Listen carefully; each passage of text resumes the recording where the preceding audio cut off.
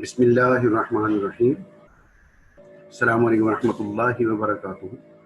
Rabbi इश्रह ली सदरी व यस्सिर ली अमरी वहलुल उक़दतम मिन लिसानी यफ़क़हू क़ौली। बच्चों, हम रेडियो कम्युनिकेशन का पहला पार्ट जो है पढ़ चुके हैं और हमने इलेक्ट्रोमैग्नेटिक रेडिएशन से शुरू किया था और फिर classification of the radio waves तक हम पहुंच गए थे। हमने लास्ट में ये कहा था कि जो रेडियो प्रोपेगेशन है यानी जो रेडियो कम्युनिकेशन है उसमें तीन किस्म की प्रोपेगेशन जो है वो यूज़ की जाती है। नंबर वन है उसमें ground and surface wave propagation, दूसरी है स्पेस वेव प्रोपेगेशन। जो स्पेस वेव प्रोपेगेशन है इसकी दो टाइप्स हैं, डायरेक्ट वेव प्रोपेगेशन और इनडायरेक्ट वेव प्रोपेगेशन। जो डायरेक्ट वेव प्रोपेगेशन है इसको line of the site propagation भी कहते हैं और जो इनडायरेक्ट है इसको ग्राउंड रिफ्लेक्टेड वेव्स प्रोपेगेशन भी कहते हैं। और तीसरी किस्म की जो है इसको स्काई वेव प्रोपेगेशन कहते हैं।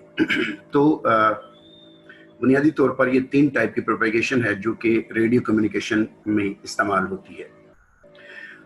तो अब हम आज ये जो तीनों हैं इनका नेक्स्ट हम फिगर में ये देख भी लेते हैं। तीनों वेव प्रोपेगेशन जो है इसको देख भी लेते हैं। हमने ये देखें कि ये जो T से R तक है this is the ground wave propagation. अगर फर्ज करें ये T ट्रांसमीटर है जी और ये जो R रिसीवर है, तो इस पॉइंट से लेके ये जो पॉइंट है यहाँ से लेके यहाँ तक ये जो वेव आ रही है this is known as the ground wave और सरफेस वेव। और ये सरफेस के साथ साथ चलती हैं ये वेव्स। बहरहाल इसकी बाद में हम बात करते हैं इनकी एक्सप्लेनेशन। बहरहाल ये सरफेस वेव्स हैं। उसके बाद हमारे पास हैं स्पेस वेव्स और स्पेस वेव में एक तो ये जो है सी से सी जो है जा रही है यानी ट्रांसमीटर से डायरेक्टली रिसीवर तक जा रही है, एक ये वेव है। और एक ये रिफ्लेक्टेड वेव है, ये रिफ्लेक्टेड वेव है, ग्राउंड रिफ्लेक्टेड वेव है। दो किस्म की स्पेस वेव्स है, डायरेक्ट और इनडायरेक्ट या ग्राउंड रिफ्लेक्टेड वेव्स।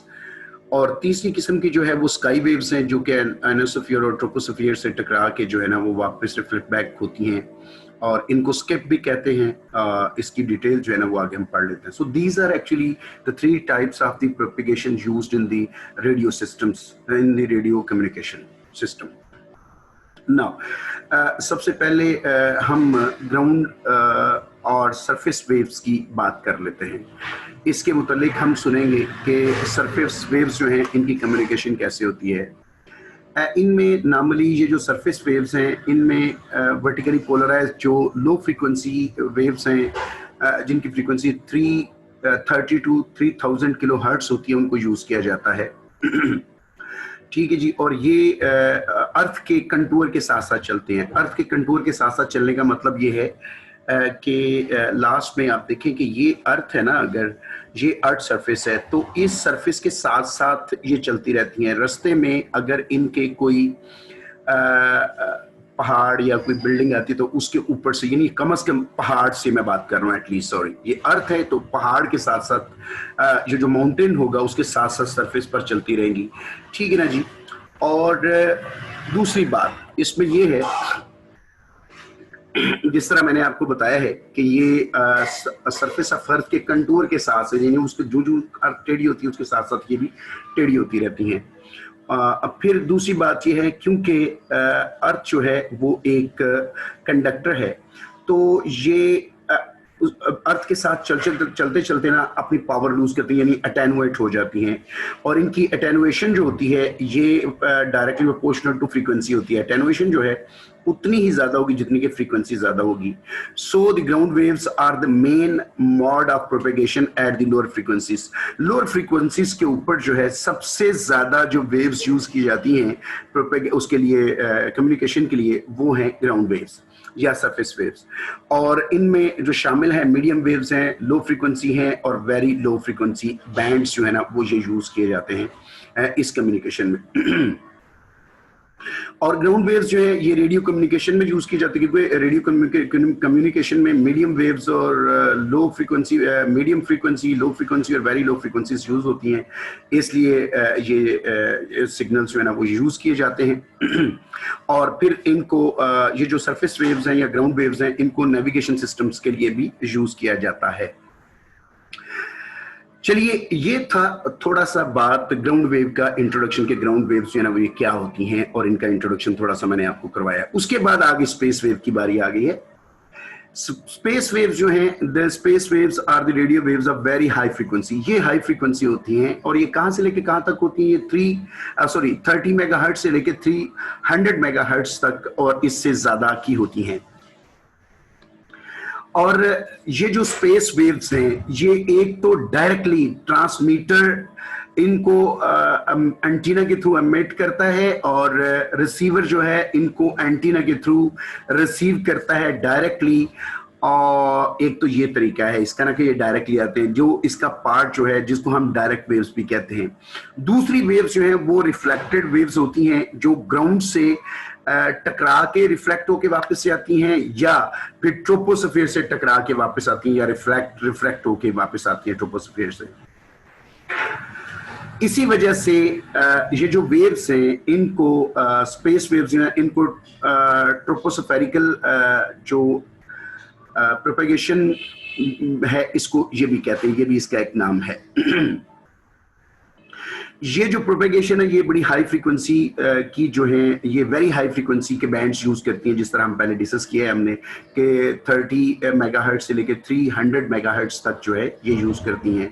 और इवन ये अल्ट्रा हाई फ्रीक्वेंसीज UHF भी बैंड्स भी यूज करते हैं, और माइक्रोवेव के बैंड्स भी यूज करते हैं, जो कि रेडियो वेव से हाई फ्रीक्वेंसी होते हैं। माइक्रोवेव्स जो हैं वहां तक भी ये चले जाते हैं, और इसकी रीजन ये है, अच्छा, this is because at the high frequencies the sky waves and ground waves propagation both fails. इसी वजह से ये जो स्काई वेव्स हैं, ये वेव्स हैं या ग्राउंड वेव्स हैं, ये इसमें इस्तेमाल नहीं होती हैं, क्योंकि इनकी फ्रीक्वेंसी जो है लो होती है, इसलिए ये जो है ना प्रोपेगेट नहीं करती दोनों ही। क्योंकि इसमें ये जो स्पेस है इसमें वेरी हाई फ्रीक्वेंसी जो है ना, या अल्ट्रा हाई फ्रीक्वेंसी की रेडिएशंस यानी इलेक्ट्रोमैग्नेटिक रेडिएशन या रेडियो वेव्स यूज की जाती है। अच्छा, तो इस वजह से जैसे मैंने आपको बताया है कि स्काई वेव्स और फिर ग्राउंड वेव्स है ना, वो क्योंकि लो फ्रीक्वेंसी की हैं इसलिए वो फेल हो जाती हैं। दूसरी बात अब ये है कि जैसे हमने पहले भी बात की थी कि स्पेस वेव्स जो है ना इसकी दो टाइप्स हैं, जैसे कि डायरेक्ट वेव्स हैं, डायरेक्ट वेव प्रोपेगेशन है, और लाइन ऑफ साइट प्रोपेगेशन इसको कहते हैं, या ground reflected waves wave propagation है। ठीक है जी, तो ये दो किस्म की टाइप्स जो है ना अब हम स्पेस वेव्स में पढ़ लेते हैं। अच्छा, इसकी ये डायग्राम के अंदर जो है ना हमने देखा है कि एक तो ये देखें जो हम बात कर रहे थे, एक तो इस एंटीना से ये फर्स्ट करें ट्रांसमीटर है, और ये जो है ना ये रिसीवर है।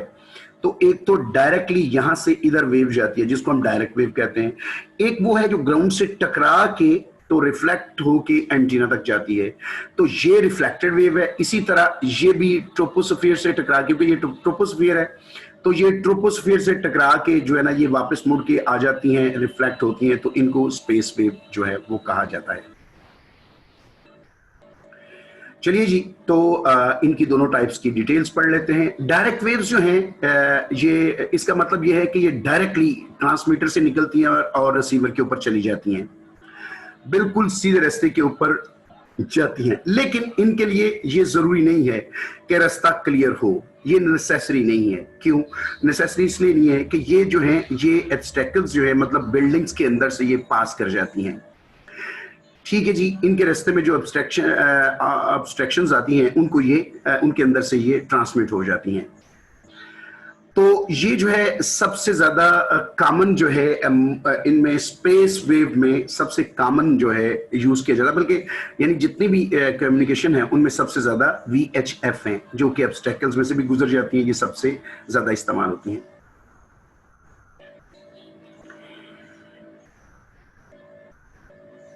ये जो सरफेस वेव्स हैं इनकी जो प्रोपेगेशन है ये डिस्टेंस के ऊपर लिमिट करती है कि ये कितने डिस्टेंस तक जो है डायरेक्टली हो सकती है। तो ये 64 किलोमीटर तक यानी 40 माइल तक तकरीबन ये डायरेक्टली हो सकती है। इनकी कम्युनिकेशन जो VHF की है ये ऑब्स्टेकल्स में से पास कर जाती है।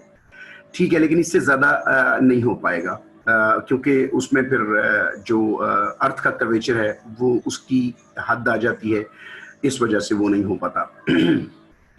फिर ये वाला जो कम्युनिकेशन का मेथड है, डायरेक्ट वेव्स जो है ना, ये किस किस चीज़ में इस्तेमाल होती हैं? नॉर्मली ये हमारे जो सेल फोन्स हैं उनमें इस्तेमाल होती है, कार्डलेस फोन्स हैं उनमें इस्तेमाल होती है, वाकी टाकीज हैं उनमें इस्तेमाल होती हैं, वायरलेस नेटवर्क में इस्तेमाल होती हैं, point two point microwave radio relay links जो होते हैं ना उनमें इस्तेमाल होती हैं।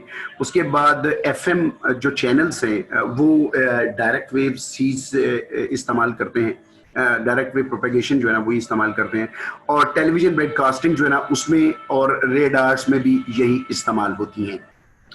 इवन जो सैटेलाइट्स होते हैं वो भी कम्युनिकेट करते हैं, लेकिन वो तो बड़े लॉन्गर डिस्टेंस से करते हैं क्योंकि लाइन ऑफ साइट उनका पाथ सीधा होता है, इसलिए वो बहुत दूर तक भी कर सकते हैं। जैसे कि नॉर्मली ये जो सैटेलाइट्स होते हैं 22,000 किलोमीटर 22,000 माइल ऊपर चल रहे होते हैं जमीन से, तो इसलिए ये जमीन पर डायरेक्टली कम्युनिकेट कर लेते हैं यही डायरेक्ट वेव्स के थ्रू, और जो कि 35,000 किलोमीटर के से अबव होते हैं तकरीबन।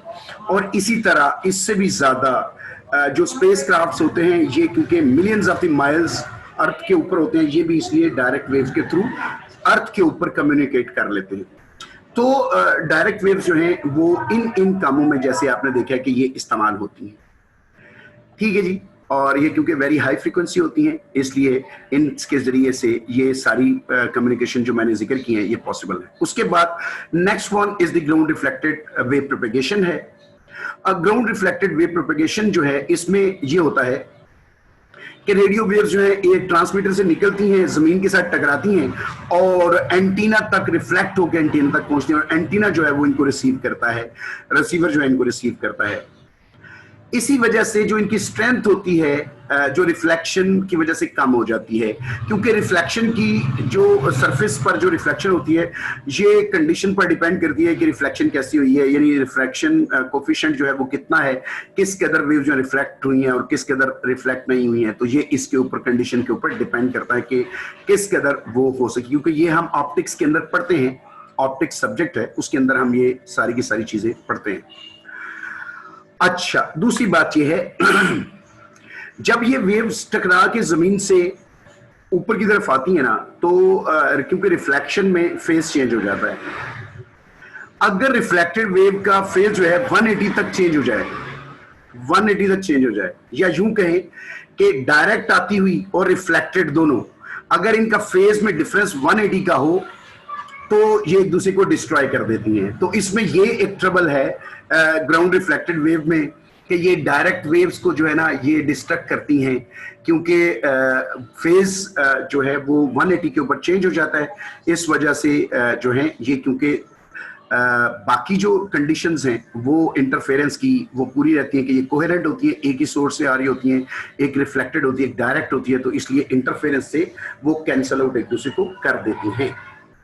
तो ये एक सिचुएशन होती है रिफ्लेक्टेड वेव्स जो होती हैं उनकी वजह से, ग्राउंड रिफ्लेक्टेड वेव की वजह से।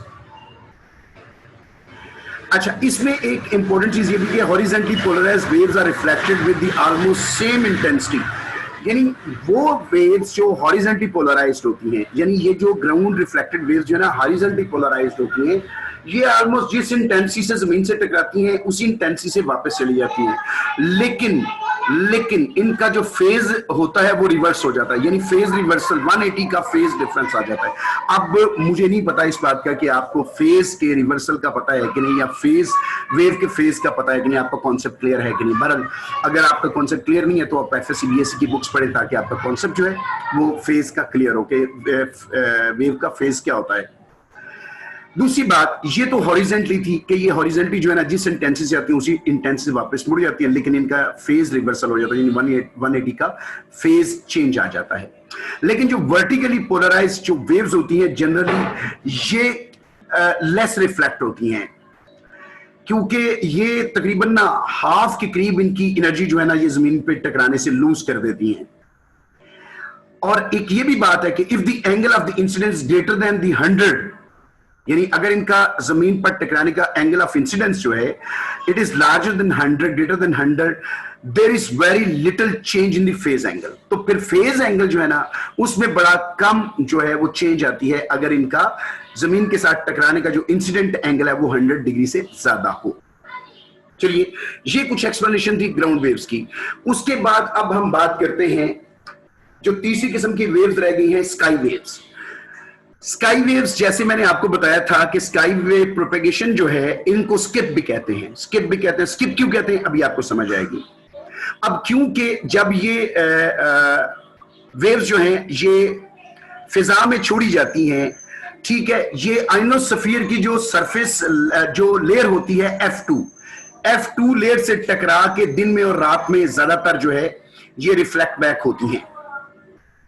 और क्योंकि ये आइनोस्फीयर की आखिरी जो लेयर है F2 लेयर जो है, हम अभी इनकी लेयर्स के मुतालिक डिस्कशन कर लेते हैं। बस आप यहां पर ये याद रखें कि F2 लेयर जो है वहां से इनकी ज्यादातर रिफ्लेक्शन होती है स्काई वेव्स की।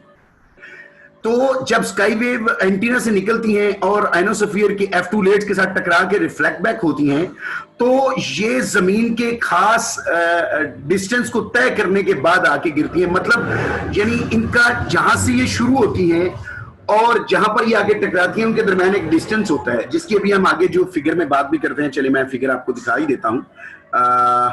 अगर फिगर मुझे नजर आए, नहीं फिगर मुझे फिलहाल यहाँ पर नजर नहीं, नेक्स्ट नजर आ जाएगी। चलिए उसके ऊपर बात करते हैं फिलहाल। तो वो स्किप डिस्टेंस में इसकी जो है ना फिगर है, स्किप डिस्टेंस जब हम फाइंड आउट करेंगे तो उसमें इसकी फिगर है। चलिए वहां पर हम देख लेंगे इसकी फिगर। फिलहाल हम बात समझ लेते हैं। बल्कि ये जो आगे पिक्चर आई थी, फिगर आई थी, इसमें मैं आपको समझा सकता हूं। देखिए यहां से वेव जब यहां पर गई आइनोस्फीयर में जाके टकराई और वापस जमीन पर आई, तो यहां से लेके यहां तक जो है ना ये स्किप डिस्टेंस है। तो this is known as skip, क्योंकि जब वेव जो है वो यहां से इधर ऊपर जाएंगी तो रास्ते में किसी चीज पर ये वेव जो है ना ये आएंगी, तो ये स्किप पाएगा इनका ना। तो ये वेव्स हैं यहां से चलेंगी आइनोस्फीयर से कि F2 लेयर से टकरा के वापस रिफ्लेक्ट बैक अर्थ पर आएंगी, तो ये रास्ते में इतनी जगह पर कहीं पर रिसीव नहीं होंगी, सिर्फ इस जगह पर रिसीव होंगी। यहां पर फिर दोबारा ये रिफ्लेक्ट बैक होके आइनोस्फीयर की तरफ आएंगी। तो ये लॉन्ग जो डिस्टेंस की जो हमारे पास कम्युनिकेशन होती है उसके लिए ये इसलिए यूज होती है। चलिए इस बात को बाद में समझते हैं, फिलहाल हम जो बात कर रहे हैं उसको समझे। अच्छा, अब क्योंकि एटमॉस्फेयर की जो लेयर्स हैं वो असल में 4 होती हैं, D, E, F1 और F2 होती हैं। इनमें D, E और F1 का किरदार भी बड़ा खास है। उसकी एक रीजन है, क्योंकि दिन के वक्त D लेयर जो है इसमें आयंस यानी आयंस की तादाद बहुत ज्यादा होती है, क्योंकि धूप में, इसलिए इसके अंदर जो है वो एनर्जी लूज करने के चांस जो है ना रेडिएशन के ज्यादा होते हैं। चलिए इस बात को हम समझ में लेते हैं। यहां से हम पढ़ते हैं इस बात को ताकि आपको थोड़ी सी और भी क्लियर हो जाए। मैंने कुछ बातें मुमकिन है कोई मेरे ज़हन से ना निकल गई हो, तो हम इसको पढ़ लेते हैं। The F2 layer is the most important ionospheric layer for the long distance multi hoop high frequency propagation. ये मल्टी हुप का मतलब है बार बार टकरा के आइनोस्फीयर पर जाती है और फिर उसके बाद आइनोस्फीयर से वापस जमीन पर आती है, फिर जमीन से आइनोस्फीयर पर चली जाती है। तो इसे कहते हैं मल्टी हुप। मल्टी हुप है और ये हाई फ्रीक्वेंसी प्रोपेगेशन होती है और ये लॉन्ग डिस्टेंसेस के लिए यूज की जाती है। मतलब एक बड़े आजम से दूसरे बड़े आजम में जो है ना ये कम्युनिकेशन जो है ना इस तरह की जाती है। इसी तरह जैसे मैंने आपको बताया है कि F1 और E और D लेयर्स जो है ना ये भी एक सिग्निफिकेंट रोल प्ले करती हैं, जिस तरह के मैंने आपको बताया है। इसको इस बात को भी पढ़ लेते हैं। The D layer when present during the sunlight, क्योंकि D लेयर जो है ये बहुत थिक होती है दिन में, रात में ये बड़ी थिन हो जाती है, ऑलमोस्ट आप यूं कह के गायब हो जाती है, लेकिन बाहर होती है लेकिन बड़ी कम होती है, लेकिन दिन में ये बहुत जो है ज्यादा स्ट्रांग होती है। और ये क्या करती है फिर, causes a significant amount of the signal loss। तो इसकी वजह से दिन में इसके अंदर जो सिग्नल लॉस बहुत ज्यादा होता है। as does the E layer whose maximum usable frequency can rise to 4 megahertz and above and thus block higher frequency signals from reaching the F2 layer। यानी इनकी जो हाई फ्रीक्वेंसी 4 मेगाहर्ट्ज तक की जो फ्रीक्वेंसी है, इससे ऊपर ऊपर जो फ्रीक्वेंसीज हैं वो ये ब्लॉक कर लेती हैं, और इसलिए जब ये ब्लॉक करती हैं तो वो वाली फ्रीक्वेंसीज जो है ना वो F2 लेयर तक नहीं पहुंच पाती। तो इस वजह से ये जो हाई फ्रीक्वेंसी वेव्स होंगी ना वो F2 लेयर तक नहीं पहुंच पाएंगी, और उसकी रीजन जो है वो उनकी डैम्पिंग होती है। ये जो आइनोस्फीयर के अंदर ये जो D, E और F1 लेयर हैं इसके अंदर वो लूज डैम्प कर जाती हैं, जिनको हम लैंडाउ डैम्पिंग भी कहते हैं। बहरहाल इस डैम्पिंग को मैं यहाँ पर डिस्कस नहीं करना चाह रहा, जस्ट आपका कॉन्सेप्ट बनाना चाह रहा हूँ कि यहाँ पर डैम्पिंग हो जाती है, यानी एनर्जी लूज करके ये रेडिएशन जो हैं ये उस लेयर के अंदर खत्म हो जाती हैं। इसको कहते हैं डैम्पिंग फिनोमेना। और उसके बाद the layers are more appropriately the regions, यानी ये लेयर या रीजन्स जो हैं are directly affected by the sun. ये जितनी भी लेयर्स हैं डी, ई और F1 ये डेफिनेटली सन से बहुत ज्यादा अफेक्ट होते हैं। उसकी रीजन क्या है कि डे लाइट में सन जो है इनके अंदर जो है वो डी लेयर, ई लेयर और F1 लेयर में बहुत ज्यादा आयनाइजेशन जनरेट करते हैं। ठीक है जी, ये आगे जाके हम डिटेल पढ़ भी लेंगे, फिलहाल हम इसको इतना ही करते हैं। इवन ना सिर्फ कि दिन के वक्त, इवन ये जो सीजनल इफेक्ट्स हमारे हैं, जिस सीजनल इफेक्ट्स में चंद इफेक्ट्स में आपको बताता हूं, इसमें खास तौर पे ये सनस्पॉट साइकिल जो है ये वाला ये जो है ये इसको अफेक्ट करता है, इनको लेयर्स को अफेक्ट करता है। दो तीन इसमें होते हैं, डेली ड्यूरेनल साइकिल है और उसके बाद सीजनल साइकिल जो हमारे होते हैं, और उसके बाद सनस्पॉट साइकिल है। ये तीनों फिनोमिनास हैं, ये इवेंट्स हैं। ये मैं इन इवेंट को यहाँ पर डिस्कस नहीं कर सकता, ये अलग से अगर लेक्चर हो तो इनकी क्योंकि बहुत ज़्यादा गहरी डिटेल्स मौजूद हैं, इसलिए मैं इनको यहाँ पर डिस्कस नहीं करना चाहता। तो बहरहाल सिर्फ इतना ही है कि इन इवेंट्स की वजह से भी इन लेयर्स के ऊपर अफेक्ट होता है। चलिए जी, स्काई वेव्स के मुतालिक जो मैंने बातें करनी थी कर ली हैं। अब आखिरी बात जो इसके मुतालिक वो ये है कि ड्यूरिंग सिर्फ हम ये बात करेंगे कि यहाँ पर इसके लिए ये जो स्काई वेव्स हैं during the solar maxima are the spot highs and peaks, the whole high frequency range up to 30 megahertz can be used usually around the clock, and F2 propagation up to 50 megahertz is observed frequently depending upon the daily solar flux 10.7 centimeter radiation value.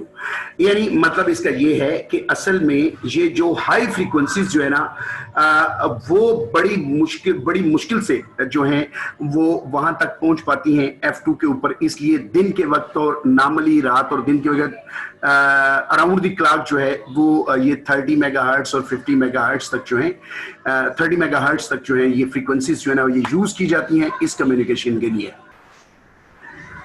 बल्कि आप यूं कह सकते हैं कि अगर ये मतलब इन दिनों में जबकि सोलर मैक्सिमा होता है या सनस्पॉट हाई और पीक्स होती हैं, हाइज और पीक्स होती हैं, उस वक्त जो है ना इनकी फ्रीक्वेंसीज तो ये होती हैं। लेकिन जब ये नहीं होते, यानी सन मिनिमा होता है या मिनिमम सनस्पॉट और काउंटडाउन जो है ना ये इनके ये जीरो की तरफ जाता है, तो उस वक्त प्रोपेगेशन फ्रीक्वेंसी जो है ना वो 15 मेगाहर्ट्ज जो है ना इससे ऊपर वाली जो है ना वो अनअवेलेबल होती हैं क्योंकि वो अब्जॉर्ब हो जाती हैं इससे हाई फ्रीक्वेंसी, और नीचे वाली 15 मेगाहर्ट्ज तक जो है वो हम जो कर लेते हैं इन एक्टिविटीज पर। चलिए आगे बात करते हैं। चलिए अब हम अपना जो एटमॉस्फेयर है इसका स्ट्रक्चर जो है वो स्टडी करते हैं। हमारा जो एटमॉस्फेयर है इसकी तरफ अगर आप गौर करें, पहले इसको पढ़ने की बजाय या इसको समझने की बजाय पहले आप फिगर देख लें ताकि आपको अपने एटमॉस्फेयर की समझ आ जाए। चलिए आगे चलते हैं। तो ये है हमारी earth, this is the earth surface, you know, और इसके ऊपर ये हमारे जो हमारा एटमॉस्फेयर है ये इसकी लेयर्स है। These are the layers of the atmosphere, right? The first layer is known as, which is nearer to the earth, is the troposphere. ये ट्रोपोस्फियर होती है। उसके बाद the next one is the stratosphere, जिसको ozone layer कहते हैं। उसके बाद मेसोस्फीयर होती है।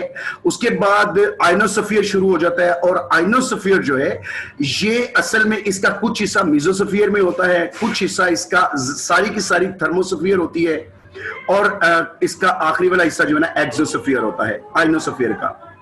ठीक है जी, तो ये स्ट्रक्चर है हमारे एटमॉस्फेयर का। ध्यान से, मतलब स्ट्रेटोस्फीयर की थिकनेस जो है ना वो 7 किलोमीटर तकरीबन होती है, और जो ट्रोपोस्फीयर की थिकनेस जो है ना 7 किलोमीटर होती है। स्ट्रेटोस्फीयर की थिकनेस जो है ना तकरीबन 43 किलोमीटर के करीब इसकी थिकनेस होती है। और मीजोस्फीयर की तकरीबन 30 किलोमीटर थिकनेस होती है। और फिर जो थर्मोस्फीयर है इसकी थिकनेस तकरीबन 400 के करीब करीब किलोमीटर की ये इसकी थिकनेस होती है। और जो एक्सोस्फीयर है इसकी थिकनेस तकरीबन कोई 500 किलोमीटर होती है। ये जो इसकी स्फीयर इसकी थिकनेस है। और इस तरह अगर हम इस सारी कैलकुलेशन को देखें तो जो आइनोस्फीयर है ये तकरीबन आप यूं समझें कि 50 से अबव किलोमीटर से शुरू होता है और तकरीबन ये 550 तक किलोमीटर तक ये चलता है आइनोस्फीयर। यानी आइनोस्फीयर की टोटल थिकनेस जो है ये तकरीबन 500 किलोमीटर तक होती है, ये जो आइनोस्फीयर है।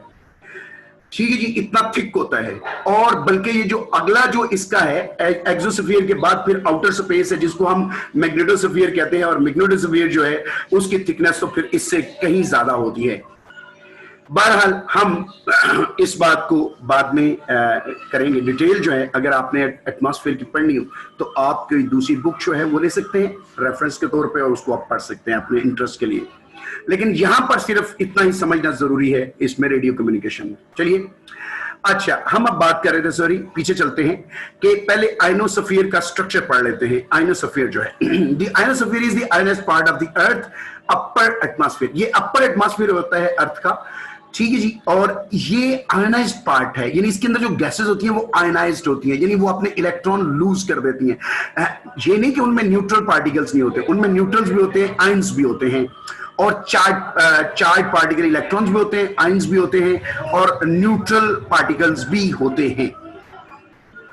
और ये चलती है जी, इसकी मतलब ये है कि ये वाला अबाउट 60 किलोमीटर से लेके ये 1000 किलोमीटर तक जाती है, अल्टीट्यूड तक जाती है। ये जो आइनोस्फीयर है तकरीबन जो है ना वो यहां तक चलता है, जैसे कि आप उसमें फिगर में देख भी सकते हैं।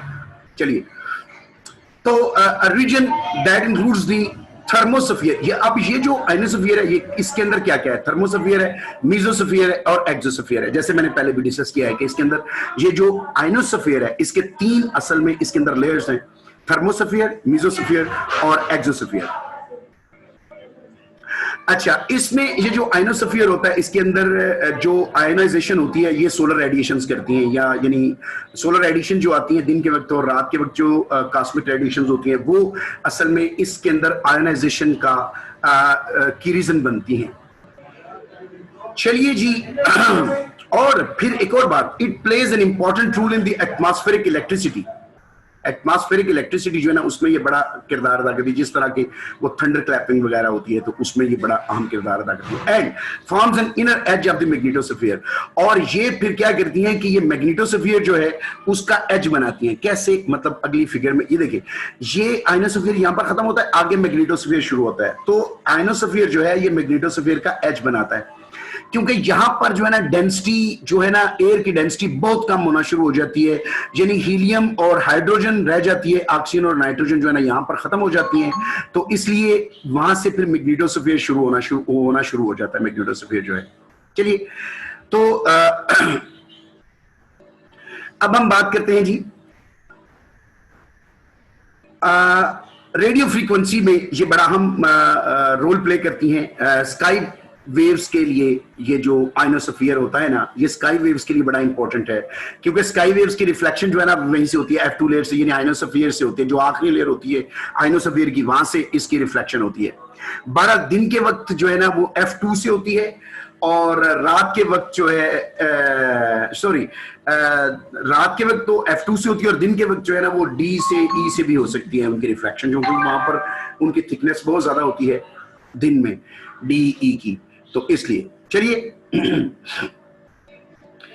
the ionosphere is the region of the atmosphere from about 60 kilometre 500 kilometre है या 1000 किलोमीटर है, ये बस इसके राउंड अबाउट है, क्योंकि आगे फिर इसकी थिकनेस कम होना शुरू हो जाती है। बहरहाल इसके लिए फिर ये यूज करते हैं मुख्तलिफ जो है ना, इसकी बुक्स के अंदर मुख्तलिफ जो है ना ये है कि ये मैयर किया जाता है मुख्तलिफ अंदाज से, तो इसके रिजल्ट मुख्तलिफ आते हैं, ठीक है ना, 1000 किलोमीटर तक और 700 किलोमीटर तक और 500 किलोमीटर, मतलब 500 किलोमीटर जो है ना उस तक तो ये इसकी थिकनेस बहुत ज्यादा है ये आइनोस्फीयर की। चलिए आगे चलते हैं।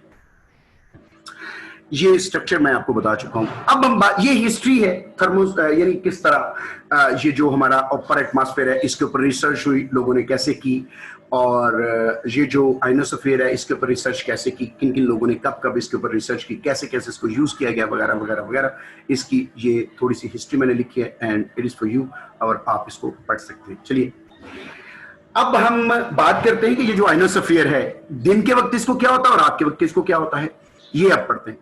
रात के वक्त इसकी दो लेयर्स होती हैं, एफ और ई लेयर होती हैं। डी बड़ी थिन होती है, बहुत कम होती है, ना होने के बराबर होती है, लेकिन बहरहाल हम इसको रात के वक्त जो है ना डी को निगलेक्ट तो नहीं कर सकते, लेकिन ये है कि मतलब आप इसको कह सकते हैं कि नहीं होती, मतलब बोल सकते हैं कि होती है, लेकिन ऐसा होता है कि बहुत कम होती है, इसलिए इसको हम छोड़ भी सकते हैं। लेकिन जब दिन होता है तो ये जो एफ लेयर है ये डिकम्पोज हो जाती है, ये दो लेयर्स में कन्वर्ट हो जाती है, F1 और F2 में। F2 ऊपर की तरफ होती है और F1 जो है ना वो नीचे की तरफ होती है। अगर जमीन से हम ऊपर की तरफ जा रहे हो तो पहले F1 आती है, बाद में F2 आती है। और दूसरी बात यह है कि दिन के वक्त डी और ई लेयर जो है ये बहुत ज्यादा थिक हो जाती है, क्योंकि दिन के वक्त रेडिएशन जो है ना बहुत ज्यादा होती है, सोलर रेडिएशंस बहुत ज्यादा होती हैं, इसलिए डी के अंदर आयनाइजेशन बहुत ज्यादा हो जाती है और ई के अंदर भी आयनाइजेशन बहुत ज्यादा हो जाती है, इसलिए ये लेयर्स जो हैं डी और ई की ये बहुत ज्यादा थिक हो जाती हैं और ये बहुत ज्यादा हाई हेवीली आयनाइज्ड हो जाती हैं, ये वाली रीजन जो है। लेकिन जो एक बात इंपॉर्टेंट है कि F2 जो होती है ये रात के वक्त और दिन के वक्त दोनों में ये एग्जिस्ट करती है, लेकिन F1 जो होती है ये सिर्फ दिन के वक्त एग्जिस्ट करती है, रात के वक्त ये एग्जिस्ट नहीं करती, ये खत्म हो जाती है रात के वक्त। लेकिन डी और ई जो है ये बहरहाल फिर भी बहुत ज्यादा रात के वक्त भी रहती हैं और दिन के वक्त भी रहती है, लेकिन दिन के वक्त जो है ना बहुत ज्यादा थिक होती हैं, रात के वक्त ये कुछ थिन हो जाती हैं। इसका भी हम नजारा अभी कर लेते हैं, देख लेते हैं नेक्स्ट स्लाइड के अंदर जो है ना इसकी इस बात की के मुतालिक भी बात करते हैं। चलिए अब ये आप देखिए कि रात के वक्त ये है नाइट, नाइट के वक्त जो है ना एफ लेयर है, ये एफ लेयर है और ये ई लेयर है और ये डी लेयर है। आप देख रहे हैं रात के वक्त ये डी लेयर बड़ी थिन है, इसी तरह ये ई लेयर थोड़ी सी डी से बहुत ज्यादा थिक है और एफ लेयर तो ई से भी बहुत ज्यादा थिक है।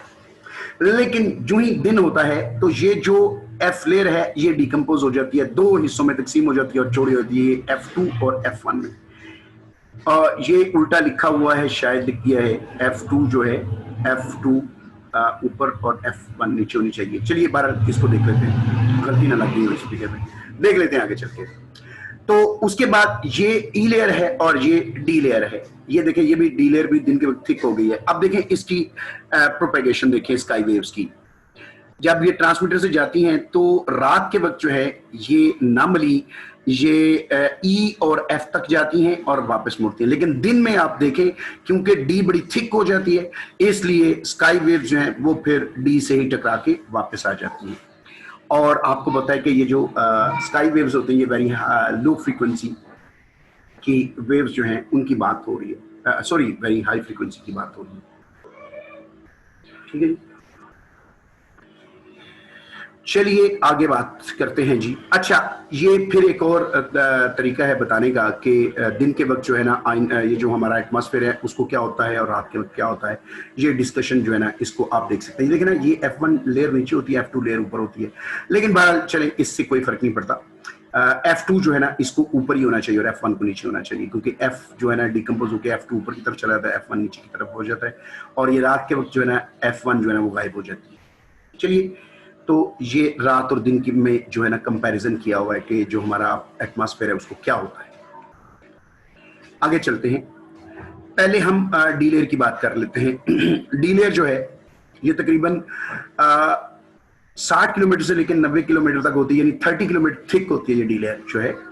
और इसमें जो आयनाइजेशन होती है ये हाइड्रोजन जो होती है ना हमारे अपर एटमॉस्फेयर में, जहां पर जो आइनोस्फीयर जो है ये आहिस्ता आहिस्ता खत्म हो रहा होता है, जहां पर वहां पर क्योंकि हाइड्रोजन जो है और हीलियम जो है डोमिनेट करती हैं, तो हाइड्रोजन जो है वो जो सोलर रेडिएशन को ऑब्जर्व करके ना तो लाइमन अल्फा रेडिएशन एमिट करती हैं और लाइमन अल्फा रेडिएशन जो है, इनकी एनर्जी जो है ये जो नाइट्रिक ऑक्साइड है मॉलिक्यूल, इसकी ट्रांजिशन के बराबर होती है, जिसकी वजह से ये अब्जॉर्ब करके आयनाइज हो जाती है, अपना इलेक्ट्रॉन लूज कर देता है।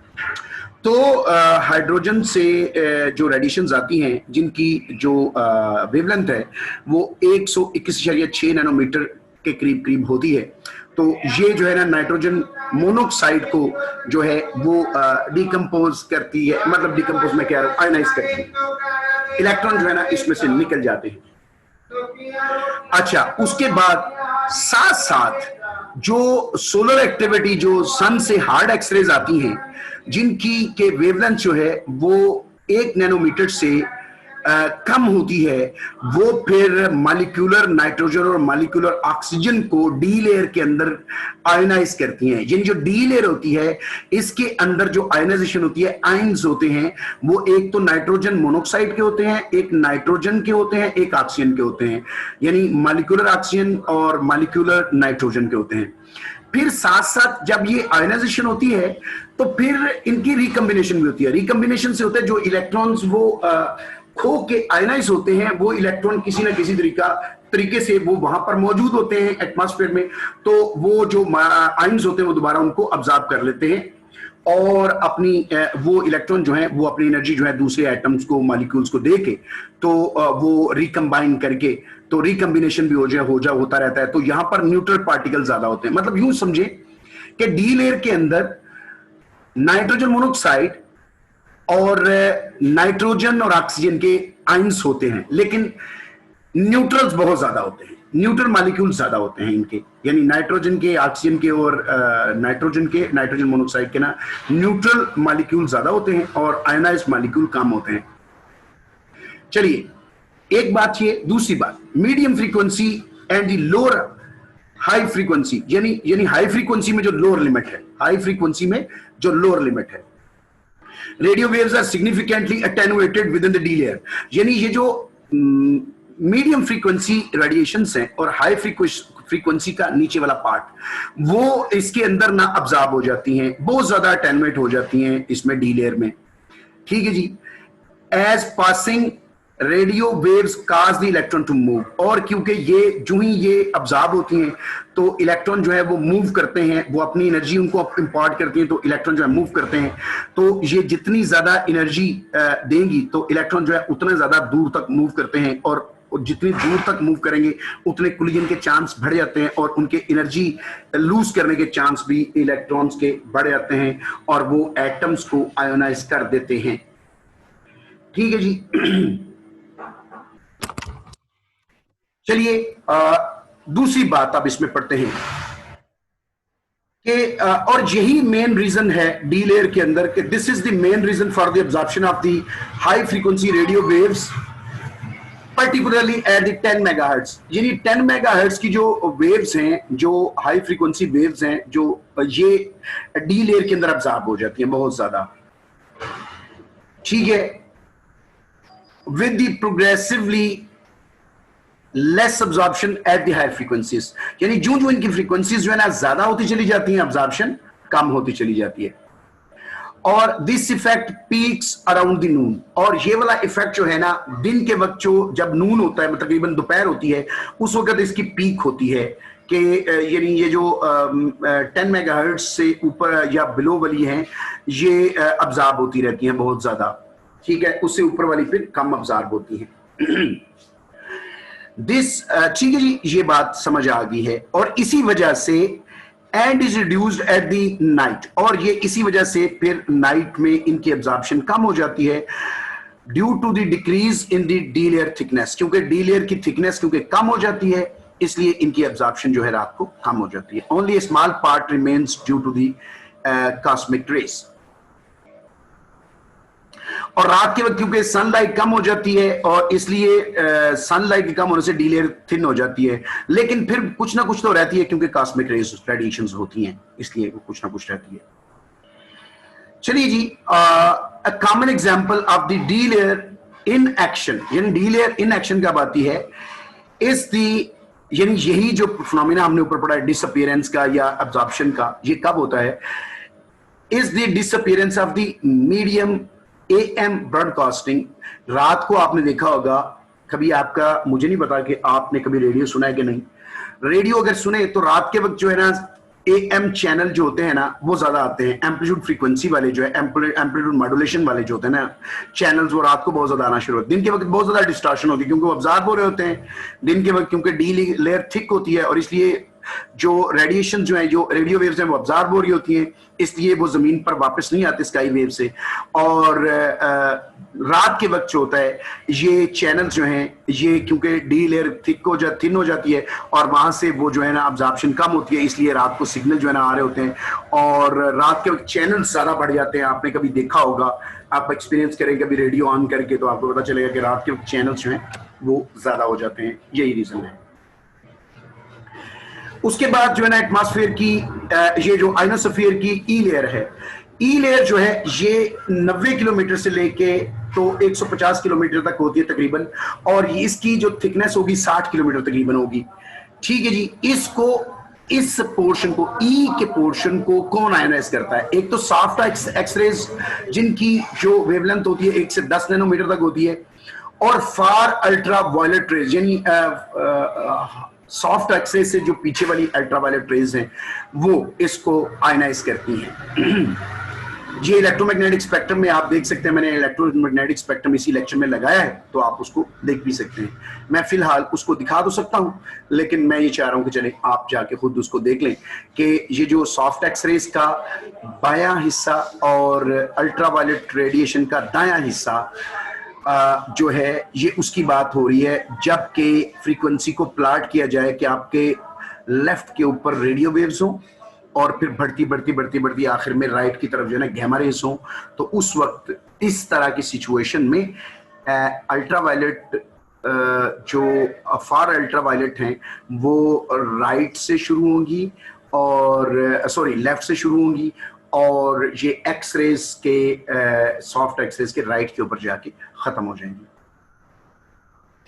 तो सोलर रेडिएशन आयनाइज ये जो है ना ये सोलर रेडिएशंस और ये जो सोलर रेडिएशंस, अल्ट्रावायलेट रेडिएशंस और सॉफ्ट एक्सरेज जो है ना वो इस लेयर के अंदर आयनाइजेशन जनरेट करती हैं। और आयनाइजेशन किसकी जनरेट करती हैं? सिर्फ O2 की करती हैं, मानी नाइट्रोजन डाइऑक्साइड की और नाइट्रोजन की कम होती है, ज्यादा जो है उनकी होती है लेकिन बड़ी कम होती है, लेकिन ज्यादा जो है ऑक्सीजन की होती है, ऑक्सीजन O2 की होती है। Normally this layer can only reflect the radio waves having the frequency lower than about the 10 megahertz। यानी ये जो ई लेयर है ये सिर्फ उनको रिफ्लेक्ट करती है जिनकी फ्रीक्वेंसी जो है 10 मेगाहर्ट्ज से कम होती है। And may contribute a bit to the absorption on the frequencies above। और ये बहुत थोड़ा सा, इससे ज्यादा फ्रीक्वेंसीज के ऊपर ये थोड़ा सा उनकी एब्जॉर्प्शन में कंट्रीब्यूट करती है, इससे ज्यादा फ्रीक्वेंसी की जो रेडिएशन जो रेडियो वेव्स आएंगी उनको। At night the E layer weakens, क्योंकि रात के वक्त ई लेयर जो है ये वीक हो जाती है क्योंकि सोलर एक्टिविटी खत्म हो जाती है और यानी रात हो जाती है, धूप खत्म हो जाती है, इसलिए इसके ऊपर धूप नहीं पड़ रही होती, तो उस वजह से फिर ये लेयर जो है ये वीक हो जाती है, थिन हो जाती है। ठीक है, इसकी थिकनेस कम हो जाती है। After the sunset, an increase in the height of the E layer maximum increase the range to which the radio wave can travel by the reflection from the layer।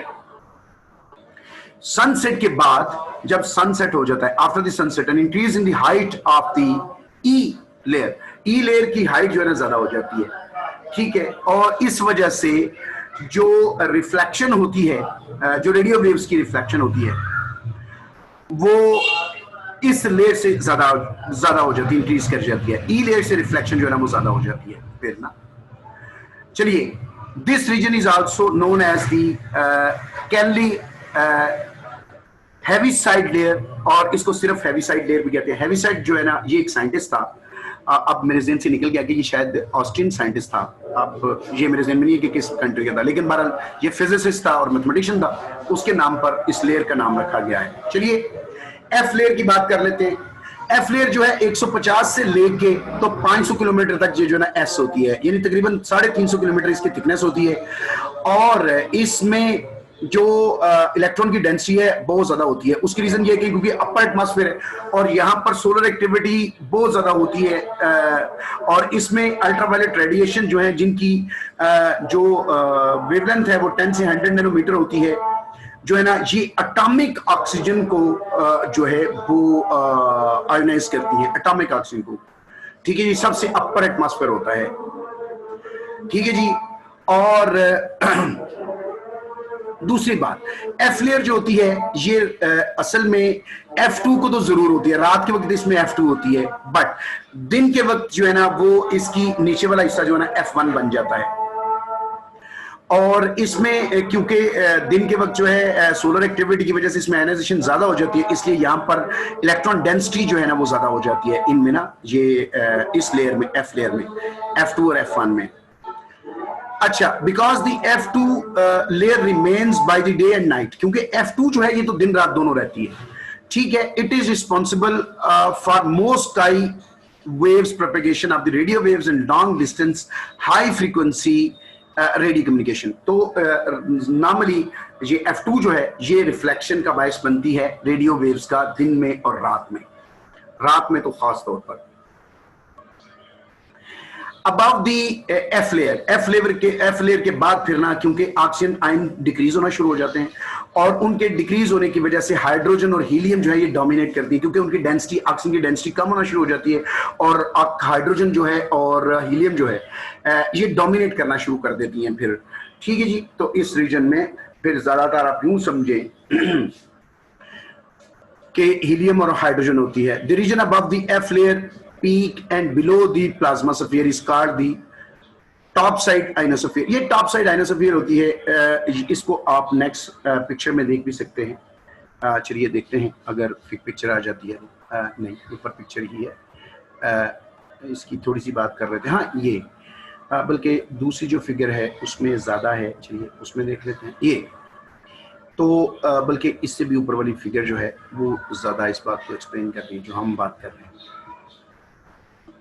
ये कि ये जो है ना ये इसका एज है आइनोस्फीयर का, इसके बाद फिर आउटर स्पेस शुरू हो जाते हैं, मैग्नेटोस्फीयर शुरू हो जाता है। चलिए इस बात को आप ध्यान से पढ़ लीजिएगा, बार बार देख लीजिएगा। ओके, चलिए जी, तो ये टोटल हो गई जो है एफ लेयर और डी लेयर और ई लेयर और F1 और F2 लेयर्स।